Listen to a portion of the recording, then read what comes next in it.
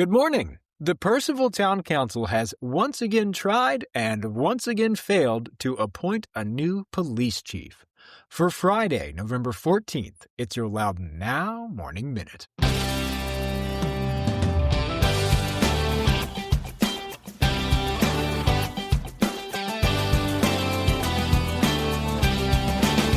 Thanks for being with us. I'm Ren Screen. This week, the Purcellville Town Council once again brought up the discussion on who will be the next police chief, and once again they could not get the votes to make a decision. At the moment, the department is being run by interim police chief Sarah Lambragna. She's been in that job since Chief Barry Dufek resigned in January, shortly after the new town council took office. Since that time, the town's vice mayor was fired from the police department. The town council majority then tried to dissolve the police department. They backed off that under intense public pressure. And the vice mayor now faces felony charges for, among other things, using his access to a statewide law enforcement database to look up his political opponents. So the council's relationship with its police department has been a little complicated. The department has also lost several officers to nearby agencies this year, but not Lambragna, who last month was recognized by the Virginia Association of Chiefs of Police. In addition, a committee from that organization also unanimously recommended her for permanent police chief. But earlier this week, for the second time, the town council was not able to muster the votes to make a decision either to appoint her or to look for new candidates. Councilmember Susan Khalil brought a motion to restart recruitment for the job of chief of police. That did not pass. Councilmember Kevin Wright pressed the council majority on why they did not back Lambragna for the position. That was supported by shouts from the audience, who carried signs and wore T-shirts supporting Lambragna. Audience members also accused the council majority of voting against Lambragna because, after an internal investigation conducted by an outside law enforcement agency, she fired Vice Mayor Ben Nett in April. The motion to reopen the recruitment failed 3-3, with Wright, Caleb Stott, and Aaron Rayner opposed. A follow-up motion to appoint Lambragna also failed 3-3, with the votes reversed. Vice Mayor Nett, having been previously advised by the Loudoun Commonwealth's attorney that he broke conflict of interest law by voting on the police department, recused himself from the vote. Go to loudounnow.com/morningminute to check out the whole story. In other news, we have a big announcement to make today. We have launched Loudoun Now Sports, our new interview show with thoughtful conversations on sports, especially youth sports, in Loudoun County and across the country. The first 2 episodes are up already.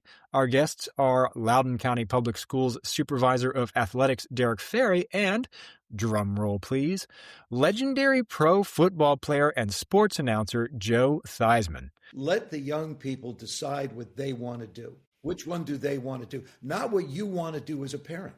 I've seen and witnessed so many situations where a parent had certain degrees of athleticism or certain talents in any area, and they start to sort of direct their children in that direction, sort of hoping that they can fulfill the dream that they never could. The kids could fulfill the dream. I just say, let them decide. Let them find the joy in what they want to do and the things that they want to have fun with, and then support them. So go find that at loudounnow.com/sports, or you can just look for Loudoun Now Sports on whatever podcast app you're listening to right now.